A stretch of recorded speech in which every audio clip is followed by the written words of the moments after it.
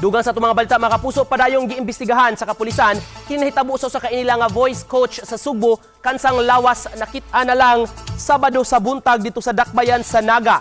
Kilid sa Dan, sa may barangay Inayagan, nakit-an ang patayng lawas na kaitom ug walay nakailauna sa maong biktima. Mingaw ang dapit ug distansya sa mga balay sa unahan. Dunay kumpanya sa atbang apan walay tawsab ni ato higayuna. Gipaladman pa sa kapulisan ang investigasyon sa nahitabo ug di pa maestablisyar ang motibo. Walay nakitang gunshot wound sa lawas sa biktima apan dunay nabantayan sa liog niini. Mato ni Police Lieutenant Colonel William Homok, padayon sila nga misusi sa tanang anggulo sa maong krimen.